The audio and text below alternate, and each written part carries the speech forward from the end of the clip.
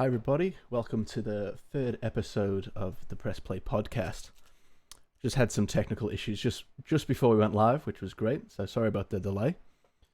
We're live now, and we'll be joined later on with the amazing Peak Park. So I just wanted to talk a little bit before about all where you can catch these episodes if you happen to miss them and they're late. They're all available on Spotify, Apple Podcasts, and available on YouTube, all under Devin Hartley music. So go check them out. I've also got a Patreon going where you can get an exclusive monthly music video, all the transcription music that I post, and you also get shout outs as well for donations. So go check that all out. I'll make sure I put the links below. So this sort of week I've been sort of struggling to find great music to listen to, but I went back to an album that was released earlier this year with the Tame Impala Slow Rush. It's a killer album. It got some really good sort of dancey, more indie electric pop blends, but that's Tame Impala for you. They're pretty great. And there was one in Breathe Deeper, with a sample a Daft Punk song. So I was found that pretty funny. So I'd definitely go check this out. It's a 9 out of 10 album for me.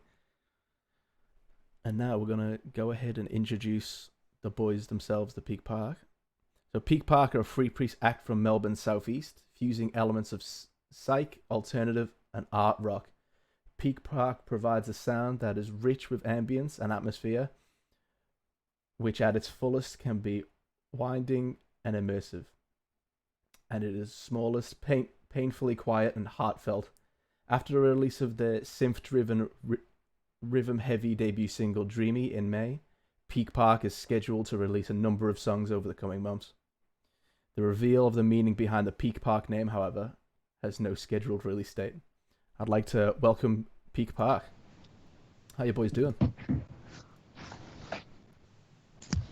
G'day. How are you? Yeah, not bad. I want to thank you all for coming on. Yeah. It's like we've just started talking. Yeah. So, yeah, it's Cool. great honor for being on. This is probably the best time as well. I want to thank Callum Losberg because he's the one that's done all of my sort of artwork and backgrounds and stuff. So he's been a big help. And honoured to have the rest of you. I was happy being a ghostwriter, but appreciate it. Right. No ghostwriters here. Your inbox is going to blow up. Oh. Make sure everyone email Callum after this, just telling him to do your artwork. He loves it. So I've just got a few questions for you. So how was Peak Park formed? Yeah.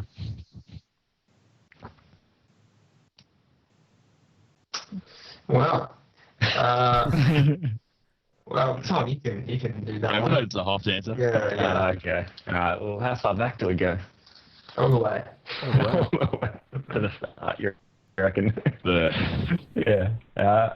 So it pretty much started in that I was in a band out of high school, and that was sort of fizzling out. So on the side, I was writing and recording demos, and then for a couple of years, just sort of had this whole backlog of songs, and then a friend of mine was like, "These are pretty cool. Do you want to play a show?" And one day I said yes, but I didn't have a band. So then I hit up Cal, who I'd met from that band, and asked him to play, and Mitch as well, who I used to work with. And then we had few like awkward jams to start with, just to test the waters. And then, yeah, that's pretty much how it started.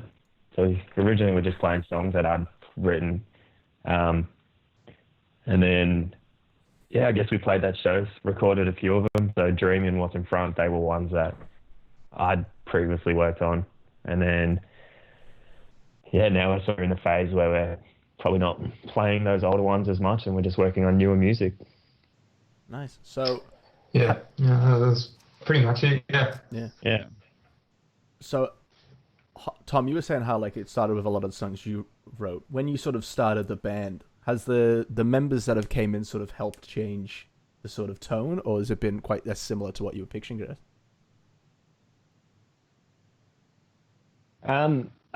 I think there's definitely been a shift. Like I don't think the original songs compared to what we're writing now, I don't think there's like complete genre swap or anything to that extreme. But I would say Mitch and Cal, yeah, they've definitely had a massive influence on the sound, and I think how the songs are coming together, which is good. I think it's pretty inherent to the whole process. You start getting more people involved, and then their little interests and influences start to play into the songs. And as I said, I think we're at a point now where we're writing new ones, and it's not just about me making up a song and then saying, I want you to play this part and sing it. It's a whole process where we're all involved. So yeah, I'd say it's changed for sure. I don't know how you guys sort of feel that they've shifted from when we first started. Yeah. So definitely at the start it was like, because you had so much material and it was like, we might as well try to work on this. But then, yeah, I think whenever someone now pretty much just has an idea, we just roll with it. It's kind of, it was more collaborative. Yeah, which I think is really fun. Most definitely. Maybe future questions should be directed to Cal, and then we'll backtrack. So, Callum, who would you say is some of your biggest influences? Sorry, Mitch, go for Jesus. No, it's okay. I was just going to say, because at the start Tom had so much stuff, so we wanted to like spend time on that because we thought it was like worth doing that. So like Dreamy and What's in Front were pretty much like all there, and we just had to add our sound on it. But now it's just whoever has an idea really.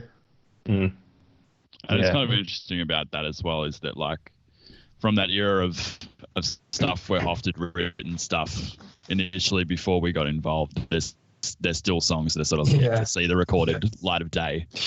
So it'll be interesting to sort of like see when we backtrack to those and whether they continue to evolve and stuff now with this collaborative kind of gear that we're in. Maybe when we get writer's block. Yeah, that's true actually, because even then some of those songs, like they would be about 4 years old at the moment, like sort of Desert and Welcoming. Some of these songs we haven't recorded yet. I reckon I wrote them in like 2015, 2016 or something. So they're kind of in a form at the moment, but I think given how much we iterate and change some of these newer songs, like it wouldn't be that hard to go back and just have a crack and rewrite them, or maybe pick out the good parts. But I think it's a good spot to be in, to have more to choose from instead of just sifting through and only having one song at a time. Yeah. But going back to your question about influences, I would say definitely Radiohead's obviously a big one, as it would be for a lot of bands. But Radiohead, Tame Impala, Foals, sort of British rock, indie pop. Just I don't know, even Bon Iver, like James Blake, all sorts of stuff. And that's just me. And then, as we were saying, now it's kind of shifted because Mitch's influences and Cal's. I think for even for me, just like vocally, like probably one of my biggest ones, Jeff Buckley, just because I think he uses his voice so interestingly. But yeah, I don't know. Yeah, it's funny because we talked about this in like a couple of band practices, how it's like a Venn diagram of like our overlapping interests and how that interestingly like affects each other. Yeah. There's definitely some stuff where Hoft and Mitch have like shared influence and stuff where like Hoft and I have shared influence and Mitch and I. So it's like we don't always necessarily. Yeah, exactly. We talk about like, I don't know, a classic song like Blackbird, and Hoft's like, what's that? I still haven't forgiven you. Yeah, I still haven't forgiven you for that. No, I'm just kidding. But the influences side of it, I think it's good that we probably have quite a spread, because I think at least definitely in sort of the early days and when I was younger in high school band days, you seem to have one kind of clear-cut influence, and like you're doing your best to try and replicate it, whether you know it or not. And where I feel like now we're sort of in a spot where it's just it's not really a clear-cut influence. It's just like a whole mash of things thrown together, and there's little bits here and there. So, yeah. Yeah. Well, from the the video we're going to watch a bit later, Skin, I definitely got the sort of Muse and Radiohead sort of influences in that, and I actually got it a lot from Mitch more than I got from anyone else. So I think that's just the sort of how you choose all your melodies and stuff. Pretty interesting ways of doing it. Yeah. So, Melody's funny because it's like you don't even intentionally like. You're just trying to make stuff up and not trying to sound like anything, and you're like, oh, it does sound like that. Yeah. Like, I don't even really listen to Muse, but I have a couple of people that said that I sound a bit musy, and I was like, huh, there you go. Yeah. Which I find that so strange because I was a massive Muse fan. Like, that's where a lot of my guitar chops started. And this is when I was like sort of 14, 15. Like, I was a diehard fan. And then now I wouldn't even think to reference them. But I think they just subconsciously maybe come through in some of the atmospheres. And like, I don't know. I don't think we write maybe as bombastic like Rock Arena, but it's still an influence. Yeah. So we're talking about all the songwriting. I know, Tom, you were saying how you bring a lot of the songs to the band.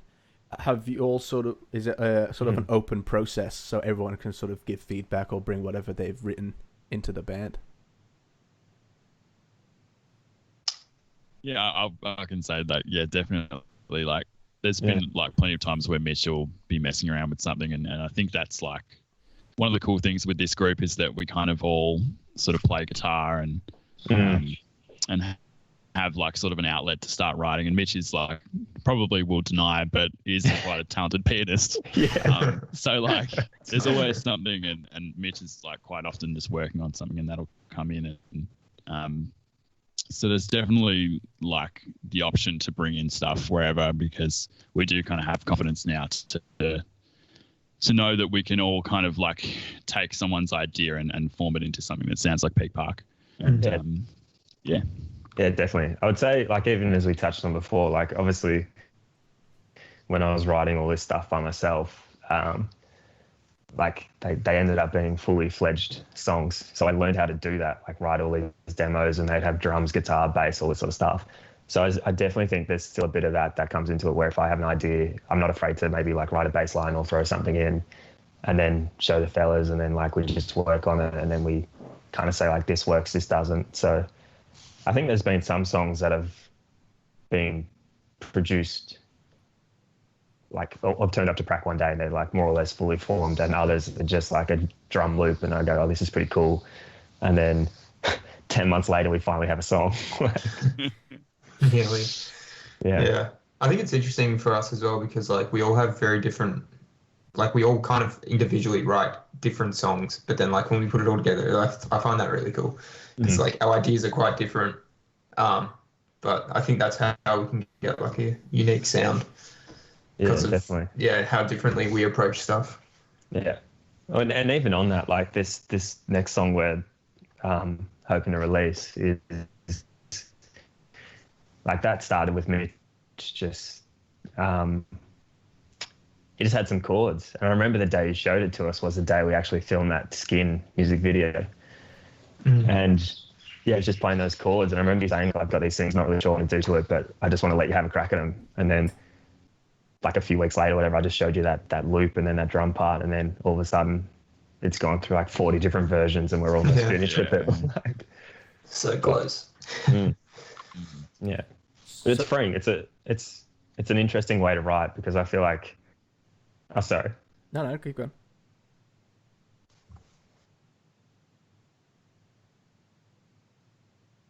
Hello? Yeah. Yeah. I was just going to say that it's yeah. Sorry, I just lost my train of thought. Oh, I've lost it. Come back to me. So I could continue on, I think. Yeah. I think it's actually another interesting thing on the writing is to mention about the fact that often we'll start doing some sort of scratch recordings of a song when some parts have been written and whatnot, and Hoft will manipulate and just squeeze everything out of what Mitch has done. And so even in the case of this most recent song, some of the like melody twisting and chopping up that Hoff did to initial stuff that Mitch did has now become like the actual melody of the song. So It's Get it really out of my head. interesting. Yeah. Couldn't sing it. I wish we were at a point where we could actually sort of talk about the song that's out and we could talk about it, because I think it's been really like a crux of how we operate at the moment has been developed because of this song.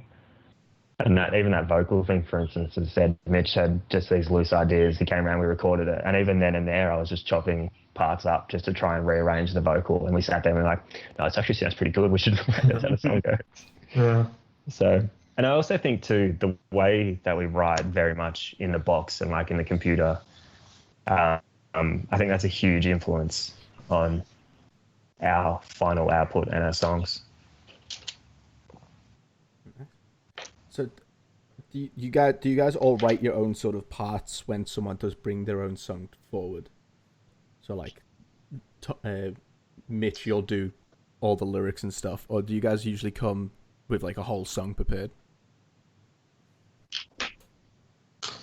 Well, yeah, like initially it was sort of like a full song. Our first couple, or probably our first few, were just like a full song, but it's kind of like no one, like we're not afraid to like step on anyone's toes in a band. Like if you feel like you have a great like part that someone else would usually do, it's like this is the part I reckon you should do. But if you don't, we're all happy to like fill the gaps or just do whatever needs to be done, which is really, it's a good feeling. There's not a lot of like pride hurting that's going on. It's like whatever's best for whatever's best for the sound that we think as a group. Yeah, because even that in itself is an interesting concept, because like we all have our own interpretation of how the song should go and like what we think is best for the song, but like ultimately it is a group decision, but tends to be sort of pushed by a certain idea, and then someone latches onto it and thinks it's good, so we all kind of like back it. And I think we've cycled through a lot of stuff and aren't afraid to really bin things if they're not necessarily working as well. Or I guess settling is probably the other thing. And this isn't to say that we're master songwriters by any stretch, but it's a nice position to be in where we don't feel like just because we've played it this way, that's how the song should go. Because I think you can get very, very attached to an idea because you've sunk some time into it and you feel like it deserves to be that way because I spent 10 hours writing this guitar piece, but you know, it does nothing for the song. Mm-hmm. So when it came time for you guys to actually start putting some songs onto the disc, how do you guys get prepared?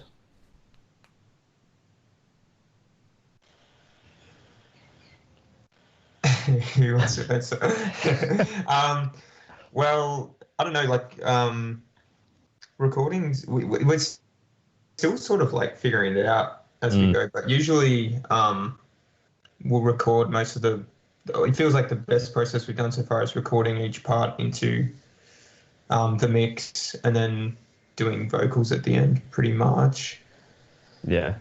And also too, I think because our process isn't a very clear cut, like you write the song and then we pick a weekend and go and record it.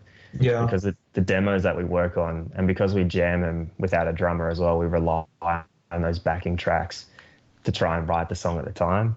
Yep. So there's a heap of like synth and drum parts that no one actually plays. So when we get together, we more or less have a recording already. It's a weird process. Yeah. Whereas I think in a full sort of band setting, when you have like you jam the song and then everyone knows their part, and then you pick a weekend, you bulk out all this money and you go record. I think ours is a bit more fluid in that regard. Yeah, and we're obviously recording and mixing and doing. Well, Tom does all the mixing, but we record all our own stuff. So it's not like we have like a session. It's like we gotta not like do it all in a day. Even though we have tried to do that before, but it's like, which is really hard. But it's kind of like we can rock up any week and just say bring the mics and we might sit down or something. Yeah, definitely. Which that has its pros and cons. I think there's definite benefits to like deciding this is how the song goes and then having a weekend where you have to get it all out, because you can fall into the trap of just we'll just record it another weekend, or like, you know, maybe we'll change this and we'll do that, and then the song just never gets done. Yeah. So Yeah, I we don't had think that pressure of like a recording studio being like, this is your only what you got, you better make the most of it. Yeah. But I think we're getting better at that, at being a bit more decisive in when we need to get things done by. Yeah. So how do you sort of? I think we're just in that phase of just trying things out, and that goes for everything, like the songwriting, the mixing, recording. Sorry, I was just going to say that that's sort of the position we're in, is that I don't think we really have a process yet. We're just developing all of that, and that's kind of the fun of it. Yeah. So how do you sort of go about picking the songs that you're going to release as singles, or like start working on to actually record?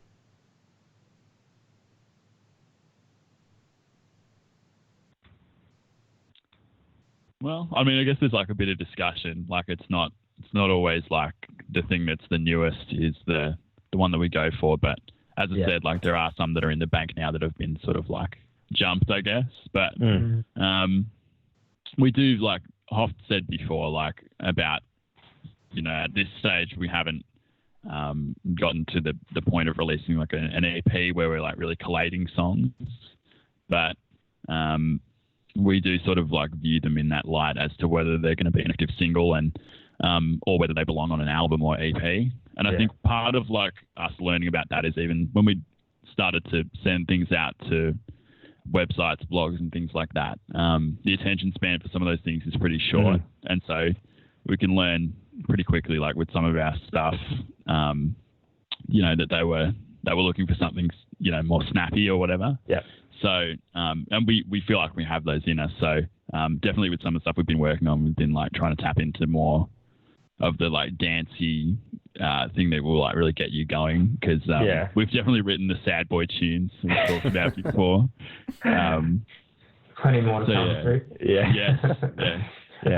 I think it's like, I don't know, it's difficult to choose because you want to release songs that like you're proud of, but they're not necessarily songs that you think people will really latch onto in a commercial or accessible sense. And I think at this early stage, it's a hard decision to make because you want to try and get momentum and get fans and all that sort of stuff, but you also want to just release stuff that like you're proud of and you think is an objectively kind of good song, but it might not be the most commercial or whatever it is. So it's difficult because you want to try and build momentum and get people around it, but you also want to just drop all this sad stuff and, you know, like a deep cut song because you've got it and you like it. But which probably lends itself a bit more to like an album kind of thing, whereas because so far, we've released singles, as Cal was saying, it's like they've got to be a bit more maybe approachable. I don't know. Yeah. Not that we're writing songs with that in mind. We don't really write songs with that in mind, but those sometimes tend to be the ones that actually we actually end up fishing for a single. Yeah. I don't think we've ever actively said like this is a single in a traditional sense. I think it was sort of just like this is a song, we like it, we think some people might like it, and let's record it and kind of do it. Like for instance, of the 4 songs we've released so far as singles, like Dreamy was a pretty good start. That was done. It was relatively like easy to pump out. What's in Front we thought was another good one because it's a different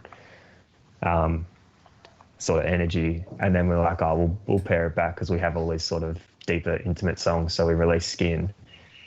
And then Insides was the latest one. And that was just a song that Mitch had like brought to us. And I just said, like, we have to release, like, we just have to record this song because it's just, like, I just really like it. But is it a single? I don't think it's a single. Yeah, it's a good point. Yeah.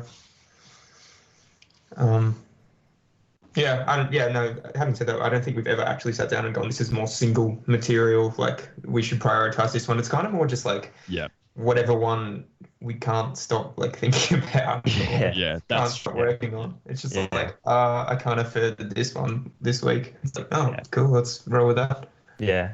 Even having said that though, even like these sort of new ones we'd been working on, like I remember actively thinking like, I kind of just want to write one that is like, you know, it's a good listen, it's easy. You could play it like at a party with your friends around and they're not going to be like, oh, could you just turn down all that sad noise? Because, you know, it's a bit depressing. But it wasn't being written just to try and get like I don't know, TikTok fans or like, you know, some 3-minute, 2-minute like surf banger that's just going to get played and forgotten about. Like, we haven't done it yet.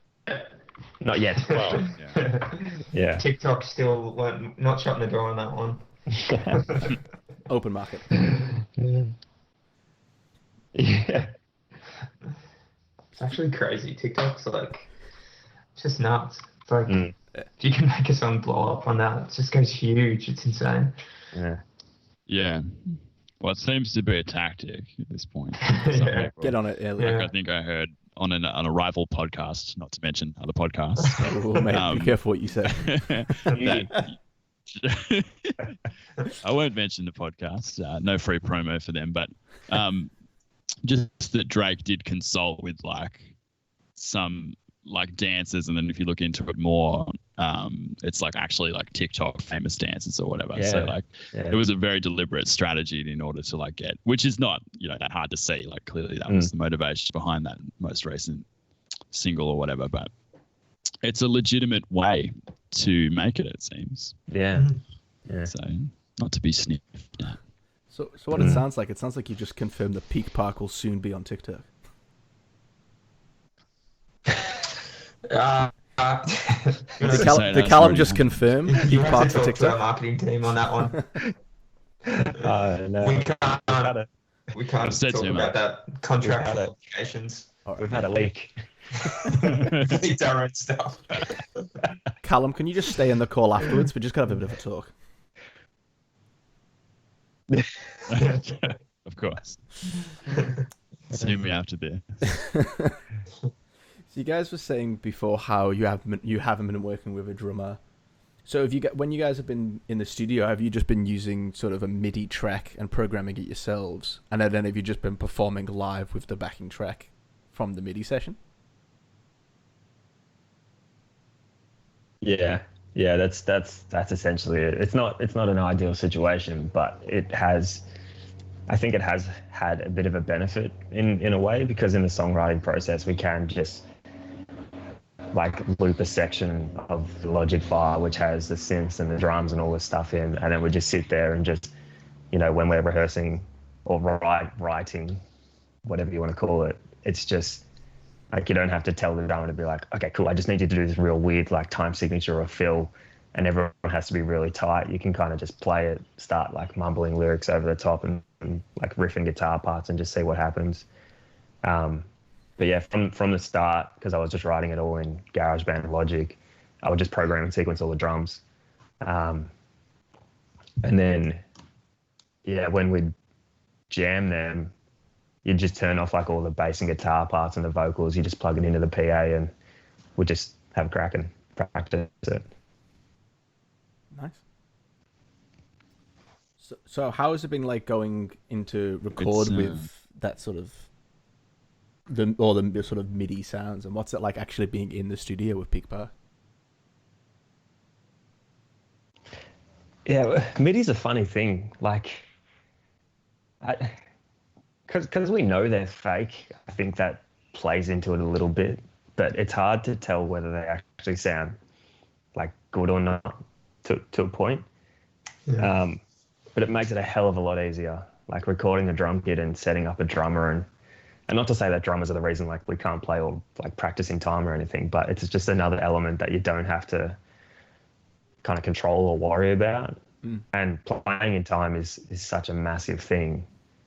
It just makes I think it does make the process a hell of a lot easier. And even in a singing sense as well, when we're rehearsing and practicing, you don't have to try and compete for volume as well. Yeah. Like rehearsing with a drummer is a whole other thing compared to plugging in a, your computer and playing it out of speakers. Yeah.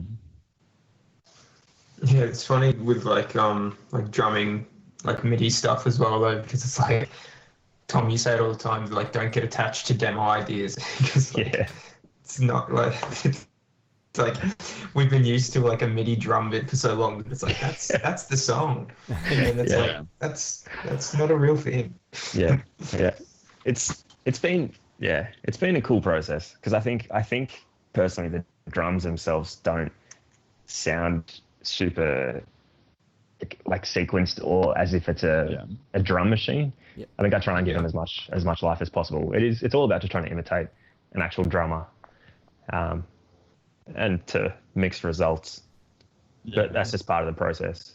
You obviously must know how to drum, because if you put me in front of the drum kit on that thing, you just straight eights. Yeah. Well, that's part of it too, because I've always been interested in the drums, and I think it's just like it's super methodical and mathematical, like it's all patterns and that.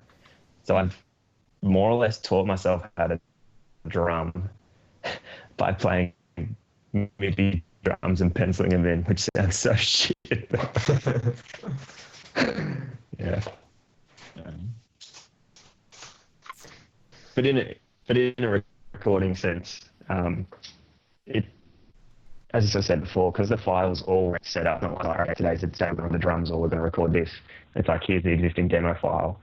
Let's just like a whole heap of new tracks and just record enable and record all this stuff. Like we're not doubling down and recording all these new drum parts. And I guess a way to summarize it is the process in which we write is recording and mixing all in the same.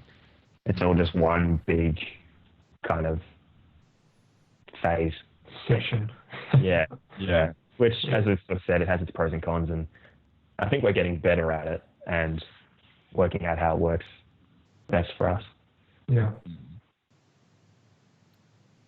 Our fifth member is the Logic drummer. Fourth is the Logic synth. On the drumming front as well, though, we are, like, the end goal is always to try and expand into a live setting where we don't have to rely on backing tracks, because, like, to be straight, they can sound pretty shit sometimes, and it does lose a lot of energy. Like, I think drums bring a lot to the table that you can't really emulate in a backing track. So it's something we were working on, and we were practicing with a friend, and then lo and behold, COVID came along. Yeah.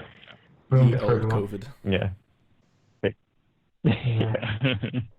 Yeah. That's the thing too. Like when we had the friend there, that's kind of like the only time we kind of divert away from that free form session where it could be a bit of writing, a bit of recording or whatever.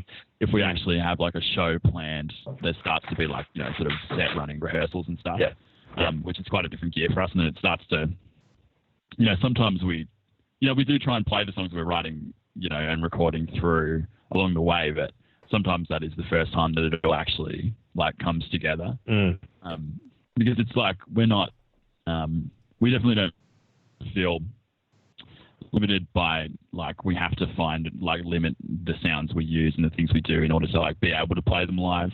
Yeah. And that's part of what the flexibility of the backing track is at this point for us, because it allows us to do like whatever we want, and the recorded music isn't hindered by the fact that we're not like sitting there being like, oh, well, we don't have a drummer, so this can't happen kind of thing, or another guy playing synth, or maybe three guys playing synth. But, or maybe one guy with three sets of arms. Well, you can find him out there. Yeah. But that's very true though, because I think from the start, like this is going back even further, when I was originally in that high school band, like it was always about everything we wrote was as a band, and it was always about playing it live, and then the idea of going into a studio, and then the like mix engineer being like, oh, could you just double down on a guitar take? And I would think, what do you mean? That's not how we play it. Yeah. You know, and now it's like if there's 7 guitar parts, like, but it works for the song, who cares? Like it's all about serving the song. And I think fundamentally as well, the approach we've tried to take with this band is that it's about having a good finished song that people are going to listen to, because ideally you want them to come to shows, but at the end of the day, 95% of your time is going to be spent, you know, with your headphones in or on a speaker listening to like a digital version of the song. So if you can make that version of the song sound as good as possible, and that means adding like 6 versions of Mitch singing 4 different harmonies, like we'll do it, you know. And then it's a good challenge for us as musicians to try and work out a way to replicate that or change a song to a different energy. But it's Yeah, well, that's what we were talking about the other, like, literally like a couple of days ago, was like how it's like kind of fun to take what you've done in a recording studio, yeah, and then trying to figure out how you actually do it live. It's like it's fun, and we were sort of starting to get to that because we'd started playing a couple of gigs, but then obviously can't play gigs at the minute. yeah. So how you touched on it briefly, Tom, before, was saying how with the MIDI track you sort of struggled to get energy from the MIDI track just because you don't have that extra person to bounce off. How do you feel like that sort of impacted your shows, and how have you sort of worked around keeping the energy up? Yeah. It's been interesting. Like, to be fair, we haven't played a lot of shows, and that's like a somewhat active decision. But of the ones that we have played, I think we decided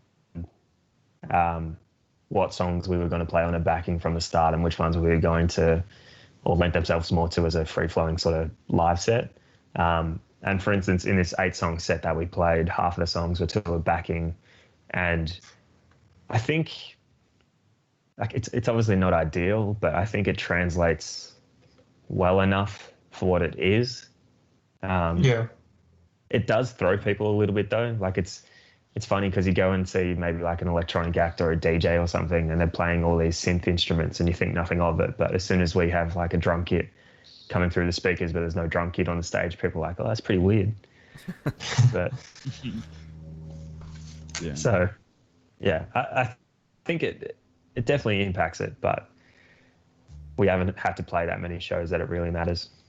Yeah. And as Mitch was saying before, it's all about like part of the challenge is just going in and trying to reinvent the song and like make it translate. Yeah, well, I think as something. well. Oh. I was just going to say, I think like going forward, when we can start gigging again, something we'd sort of started like thinking about was like pads and like us playing, because like I say that all the time, like the singers and guitarists are actually playing like, what are they called? Just drum pads and triggers and all that sort of triggers, stuff. Yeah, that kind of thing. Because I feel like those, even with a drummer, once we start playing with the drummer live, like those would still be necessary additions. Yeah. Sorry, Cal. Oh, all I was going to say was just that, like with the sort of sets that we have done live and stuff, as Toft said, with this sort of conscious decision to make some of it with backing track and some of it without. I feel like in those ones where we've gone without, it's also not like kind of a compromise situation. Like some of those songs, like a few of our songs don't have drums anyway. So like it's kind of like we haven't necessarily completely like bowed down to the fact that we're stuck on the whole thing. Like sometimes that's just how it is. Yeah. It is interesting because like having had those jams with drums in the mix of Peak Park, which was like totally foreign to like start doing that at this point, after being together for however long, it is like such a different thing. So I feel like it's going to be a continuing learning curve for us. Hopefully we can flatten the learning curve. Yeah.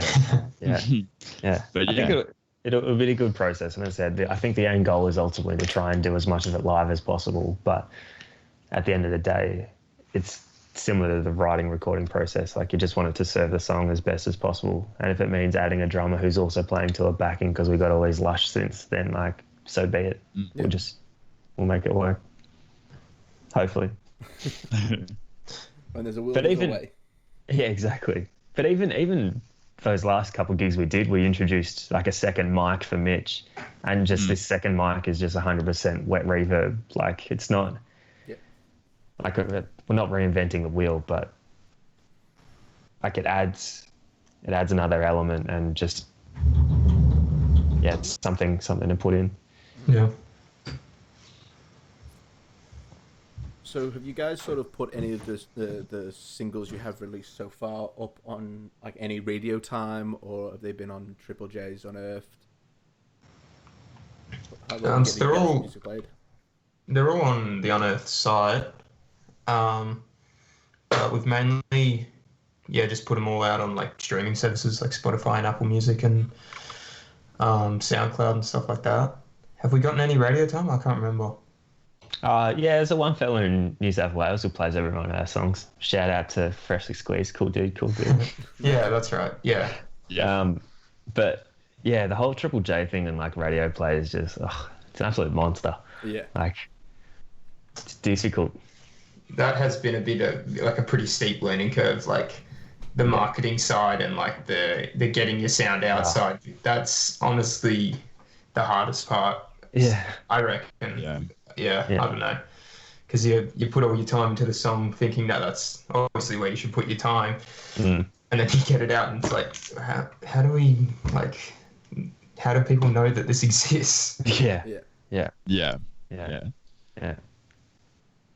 And it's so important. Like, you just don't want to feel like, you know, we've spent a lot of time on the music, and then you don't want to feel like it's been like projected to not as many people as you'd hoped, you know. So I don't know. I think we kind of bounce around with the whole. When we spend a lot of time recording, we're like, yeah, this is easy, but also pretty tough. But then when we finish it, we realize that the really tough stuff is like actually the marketing thing, and it makes you really feel like the writing stuff is so simple. And because there's a lot to know, and I think Mitch and I are both pretty indebted to Hoft for having done a lot of like reading and research about things to do, and obviously it's something that's constantly changing. Yeah. So it's like you've always got to keep up with what is the right thing to do at this point. So yeah.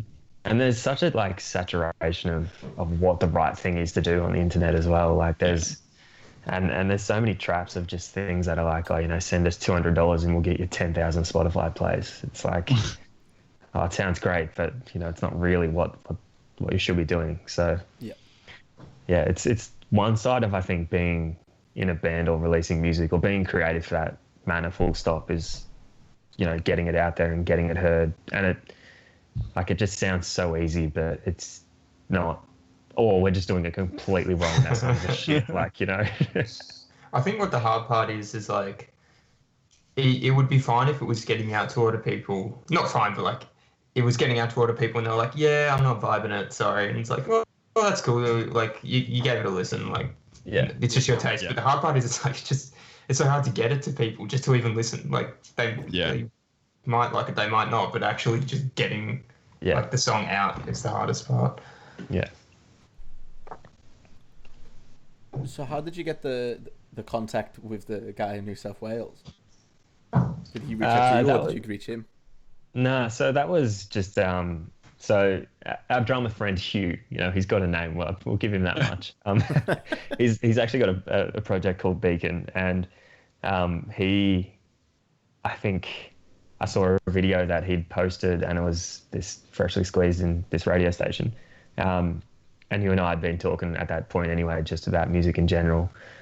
And I just got the contact through him. So it's very much a who you know situation. And at the same time, the flip side to that is that like you can email and Google all these people in the world, but like getting them to, as Mitch is saying, getting them to actually like read the email and like listen to the song. Like we send out all these emails and they just fall on deaf ears. And you think like you're doing so much, but there's always more you can do as well. So it's quite a disheartening process when you're not getting results, and it's sort of frustrating because you don't know what the next step is, and obviously you can go and pay someone, and you know there's people who do PR and marketing, and that's a big thing as well. But like anything, that also has its traps, because you get emails saying like, hey, I really love your song, send me $1,000 and you can have 2 blog posts.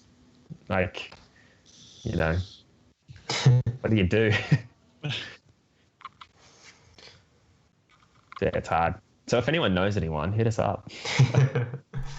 Yeah, please. Yeah. Yeah. So what, from the sort of the start of the journey of Peak Park, what sort of lessons have you learnt of like the do's and don'ts? Or even just funny lessons that you learnt the hard way? Well, just on that, it was like probably our first song, like a don't is just like, if no matter how much confidence you have in the song, don't expect it. Like once you release it, it's just gonna blow up without putting in any like groundwork. Yeah. It was optimistic. Yeah. can't fault that. Yeah. Mitch had booked all the hotels for the tour, so we didn't have travel insurance, so it was a bit of a disaster actually. Yeah. I think it's like on that, for instance, it's such a difficult thing because you want to believe in yourself and you want to believe in what you're producing, but you also have to assume that like sort of no one's going to hear it or no one's going to like it or it's never going to see the light of day. So it's such a weird battle of accepting that like just because you've created something, it doesn't necessarily deserve everyone's attention. Mm-hmm. And detaching yourself from that and trying to be more like objective and about it. I think that's something maybe I've learned a bit more. And also that it is like a slow grind as well. Like as good as it is when we first wrote those songs and we thought, oh yeah, this is great. Like I feel like we're in a position now where we're so much further ahead, but like you never really hit the ceiling, or you hope not to. You hope you just keep getting better. Yeah. But other lessons, I guess, in a songwriting sense as well, is just to be, I guess, open to other people's opinions and not be afraid to scrap ideas. That was a lesson I learned quite well. Some ideas are just bad, like, you know. Yeah. I think, yeah, probably on that as well, like a do would be like also like be decisive in the things that you think are good. Sometimes it's hard to like, because you're just like, this is what I think would add to this, and you just keep adding and adding, and then you're like, I don't know. Originally at the very start it was actually pretty good. It's hard to like settle. I think you said that before. Not really like settling, but like just being like this is good enough as it is. Like it doesn't need just going with it. Yeah. Also, I would say don't not ask for heaps of fold back in the front and the back in synths. So the first show we ever played, so this is the first time any of us had played to a backing track, and obviously this was the drums and synths, and the backing track itself was only mixed so well. And we played the show, and I think it was the second song in, we got like halfway through it, and like I think Cal was like 2 bars ahead, and I was just like in a whole other world, and like and couldn't hear anything. Yeah, the wheels fell off. Yeah. Oh, so uncomfortable. Yeah. Well, technically we weren't called Peak Park yet, so it's not on our permanent record. It's not, that gig doesn't count. Yeah, that's true. That was pre-Peak Park days. I was like fully stressing out, and then when we finished, I was talking to people, and they're like, when did that happen? And I was like, what? Yeah. Which is good. They didn't hear it, but God, I was in a world of trouble on stage. Yeah, that's definitely part of it. I think just not being afraid to just like obviously it's a bit of a maybe frowned upon or people think maybe less. I don't really know what people think at the end of the day about us playing with a backing track. I don't think we have that many fans that it really matters, but I think not being afraid to just like try things as well, like some of these gigs, even for instance that 2-mic vocal thing, like it was just something we tried, and you just see how it goes. Yeah, it's cool. So not being too precious is something, and that goes for everything, like even the music you write and the way you perform it. Like obviously believe in yourself, but don't be too precious that you can acknowledge when something's a bit bad or it hasn't worked.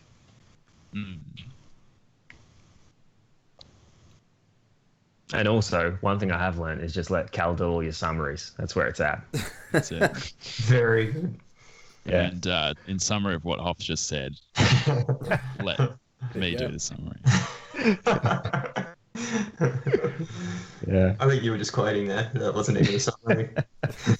It can be both. Contentious. So what it sounds like is get Callum to do all your artwork and get Callum to do all your summaries. Everyone make sure you inbox him, let him know you want that done.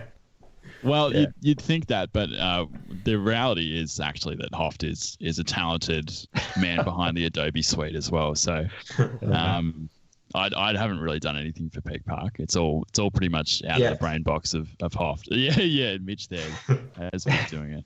But that's actually something interesting too about with the next single that we're planning to do. It's sort of the first time we've outsourced something like art. But it's really the first time we've outsourced pretty much anything other than mastering. Because pretty much our modus operandi has been to sort of do it all in-house, whether it be like the recording and the mixing and everything. But it's been a cool thing to let someone else sort of run with it. But yeah, that's yet to come. So. Yeah, that's true too as well. I think it's been good that we've tried to sink our teeth into every aspect of it, because I feel like going forward, when you do start to engage with other people, you're more versed in ways to convey ideas and translate kind of thoughts. Because for instance, like going back to the very first song, I remember we sent it out for mixing, and this is before it was even decided that I was going to do any of these mixes, and I just kind of sent it off with some like loose notes, and then we got it back and I was like, this is not at all what I pictured. And not that it was a bad mix, it was just that I had all these ideas and thoughts and I just assumed that they were going to translate. And that like goes forward into everything we're doing, like creatively, even the art, the music videos and how we want to shoot things and be portrayed, and sending emails and all that sort of stuff. Like I think just being more conscious in that everything deserves a bit of thought. It's cool. It's cool to do everything yourself, but I'm pretty happy to try and outsource things as well, and get others involved. Yeah. Because there's a hell of a lot to do as well. Like you think it just sounds so easy as a consumer. Like you find a song on Spotify and you listen to it and you go, I didn't really rate that, but you don't see the hours and weeks and like years even of effort that's gone into writing that song and mastering it and mixing it, and the artwork and then distribution. Like, there's a lot of stuff that goes on behind closed doors. Yeah. And that's like, we're not even like successful by any stretch either. So I can only imagine like how much further it goes.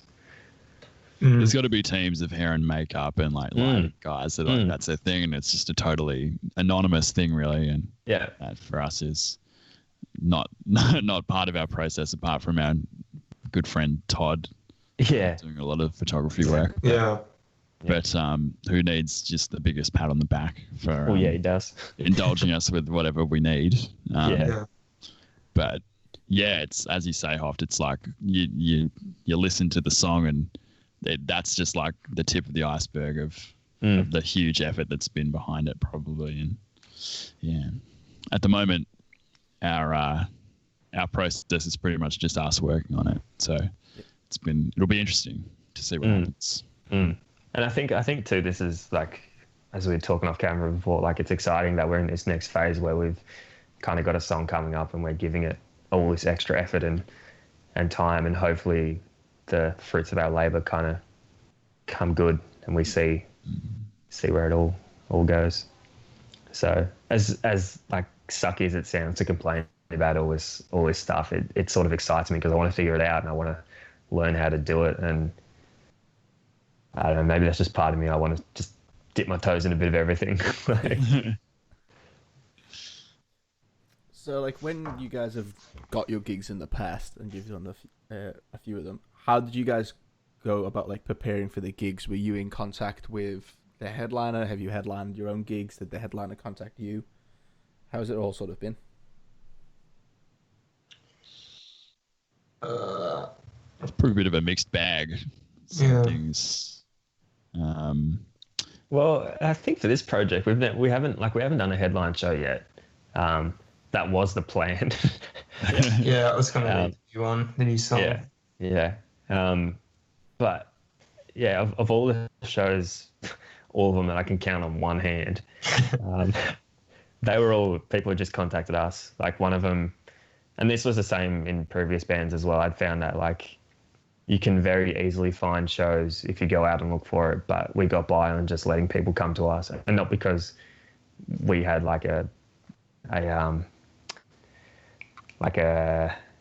legacy or that people coming to us because we were amazing. It was just because people need slots to fill shows, and there's always going to be support slots.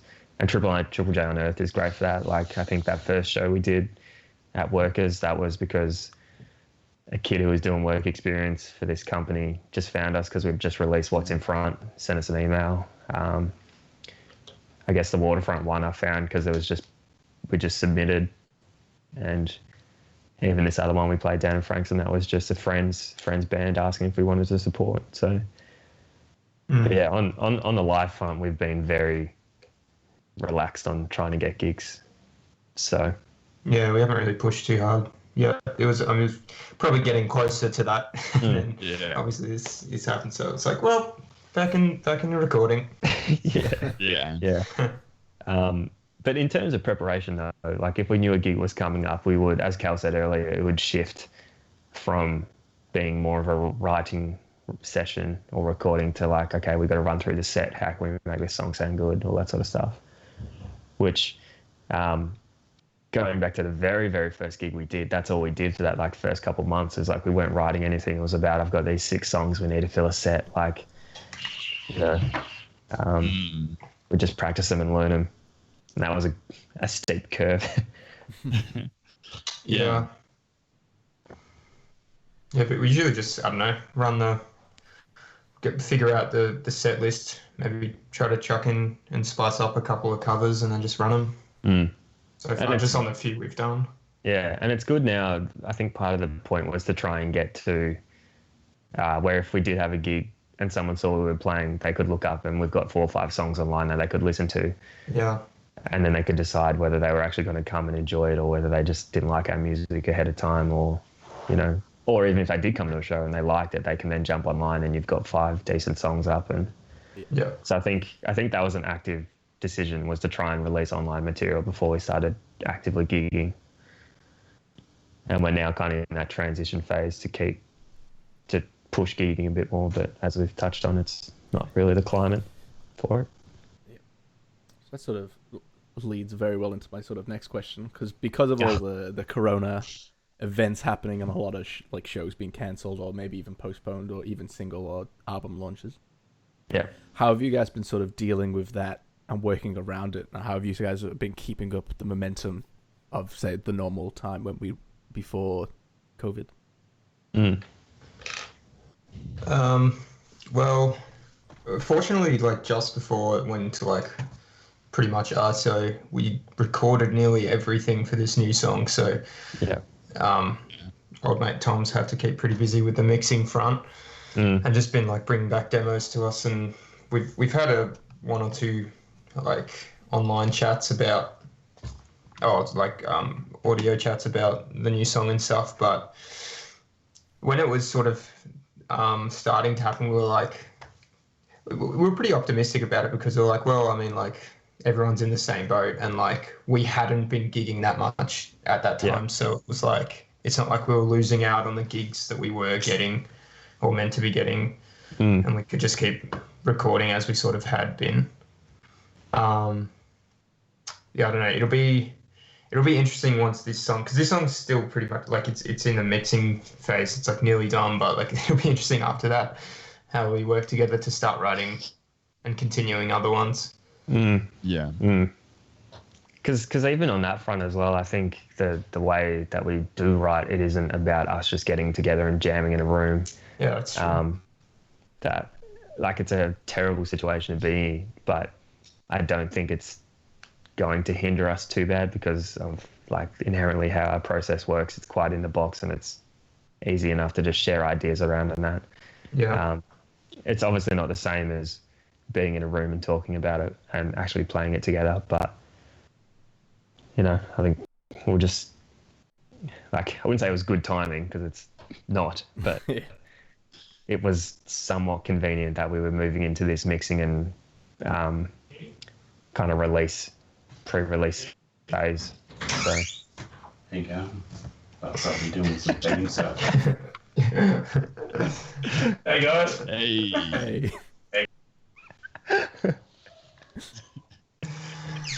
Sorry, fellas. Look, it's all right. Yeah. I guess because as I was saying, if we had, because we were sort of getting close to trying to lock in gigs and look for gigs for this upcoming song. So like that probably would have been a way bigger blow, and obviously has been like shocking for so many like artists.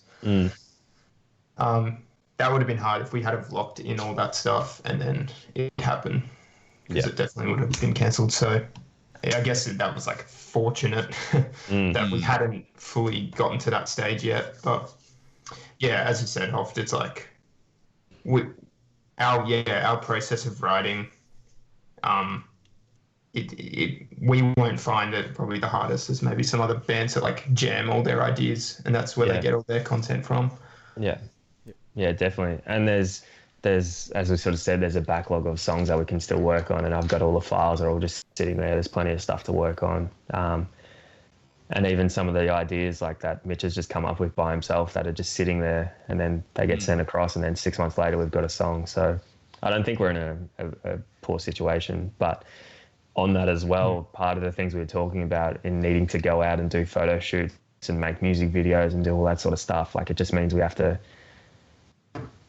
just adapt and find other ways to do it. So I think it will have an impact in terms of our ability to get together and do all this other back of house stuff you don't know about, like even photo shoots, for instance. Like it's part of putting out a new song, and you have to have all this press release and all that sort of stuff. But again, it's something as a consumer you don't think about, that they've actively gone out and spent a day and a half taking photos and working on a video.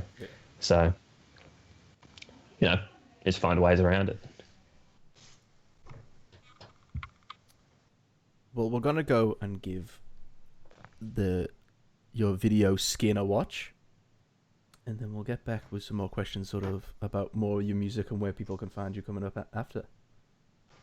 Excellent. Yeah, cool.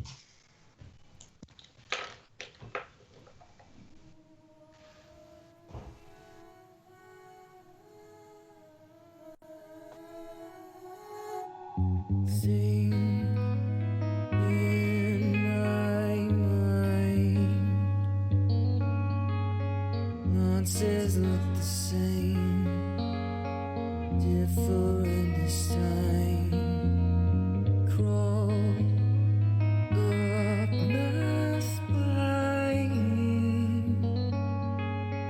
Give me personality. I'm so ashamed of mine. Let out your cold, because I'm me. Not your fault, I know. Just make this feeling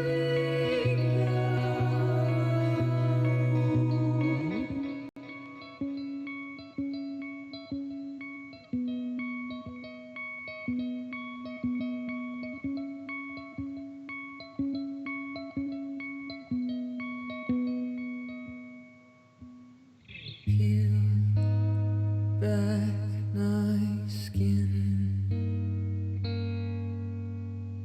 Leave me stripped down, I'll be quiet. Fix me at the seams. Speak, give me eyes. Bring me forward under the lights. I can know this smile.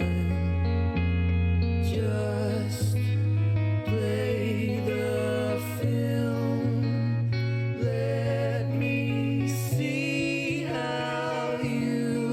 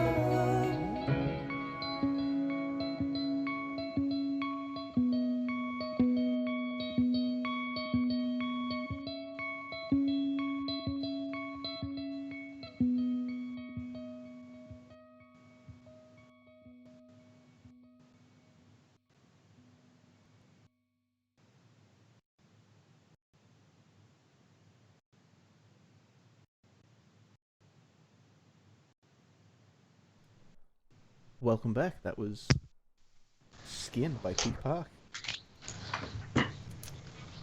That it was. I've heard of those guys. Yeah, pretty good. Mm.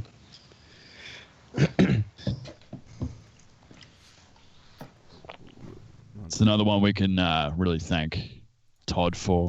Yeah. Yeah. Yeah, for Todd sure. Riley. Yeah. He helped us film that. It's a pretty long day. Yeah. Yeah. Yeah, that's a good day. It was hard because we were just figuring, like, again with that, we were just trying to figure it out as we went, and like, I don't know if this shot will work. Let's try it. Yeah. Yeah. and And it was funny because Tom, I remember you obviously told us that it looks better if you shoot it in double speed and then slow. That was such a funny experience. yeah. Yeah. It's a fast finger picking part at double speed. Yeah. Exactly. But yeah, like the main vibes I get from that tune, like you were saying before, was Muse. I can definitely get like the sort of Weird Fishes Radiohead sort of guitar sort of style in there. Yeah. It's a nice gentle ballad. Yeah, it was a cool song, that one. That was one where I think I had the guitar part pretty much fully fleshed out. And then I remember pitching it to the fellas because I was a bit of a sad boy at the time. And I was like, look, I just want this to be one of those songs, that could just bring you to tears if you're feeling some feels. And yeah. And then I think I might have had some scratch vocals and they got dropped pretty quickly when Source had a crack at it. So Yeah. Yeah, that was. I can't even remember how we went about that.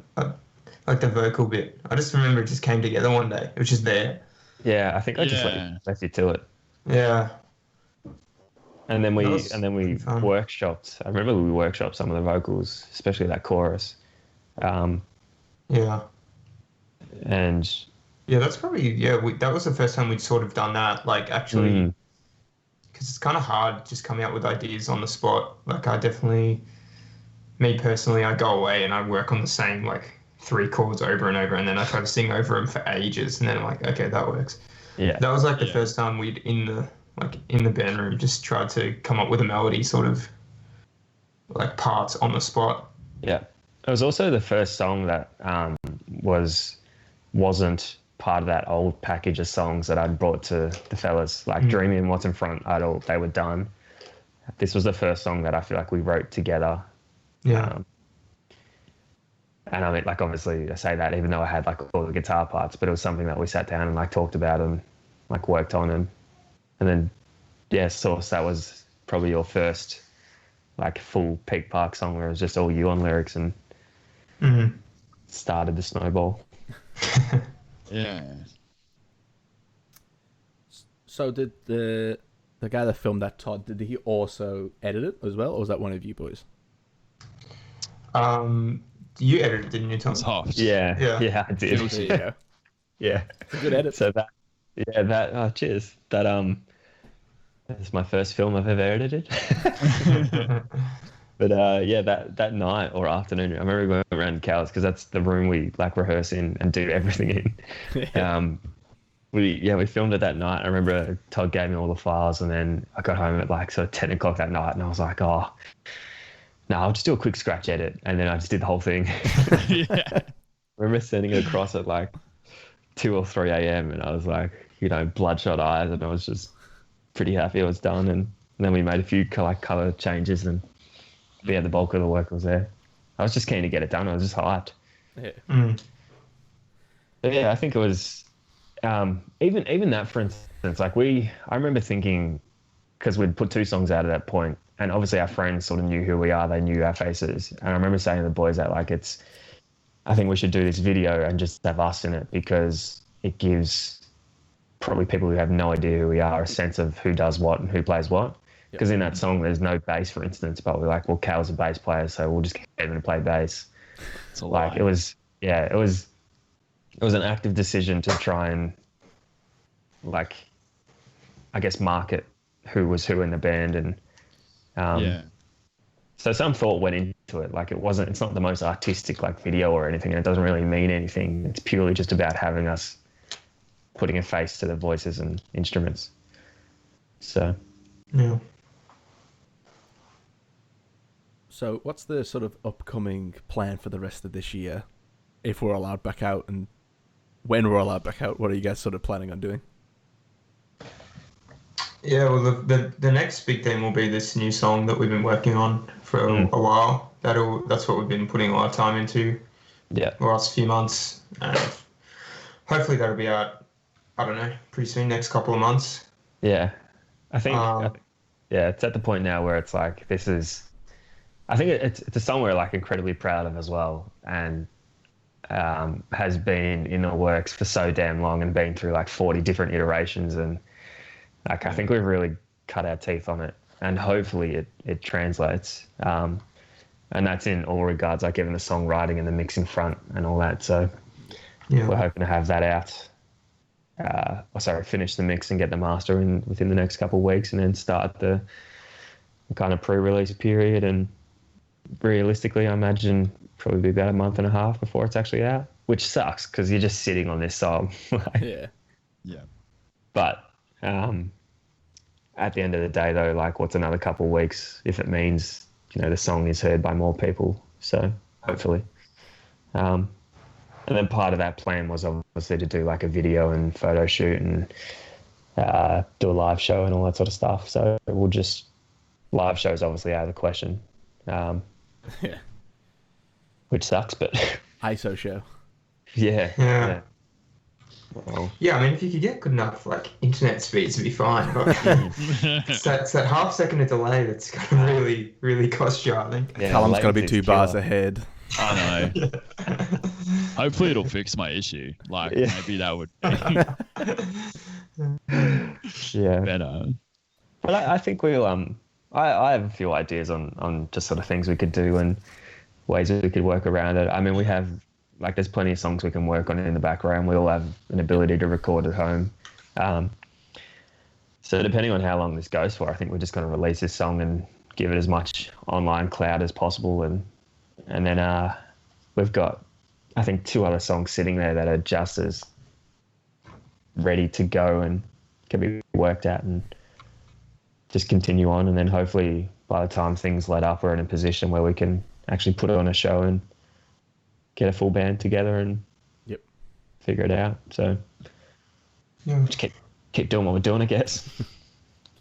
Everyone keep watching Peak Park because stuff's happening. Yeah. So and I speaking feel of people watching you, where can they watch you and where can they find you at? Well, all our music obviously is on like Spotify and Apple and all that.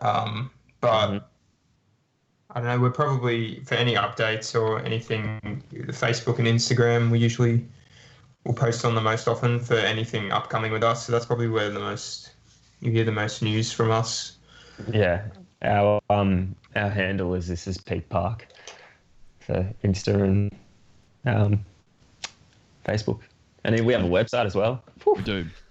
Yeah, hasn't been touched in a while, but we've got one. Yeah. And YouTube, I think, is worth mentioning as well. We shot a few things outside, bit of an acoustic sort of session thing, again with Todd's help. Thanks, Todd. Todd, Yeah. The last member of our band, behind the synths and drums. But yeah, they're kind of interesting. So one of them is an acoustic version of our song "Dreamy," with all 3 of us playing guitar, and then the other one is Insides, which is Mitch's song "Alone," which is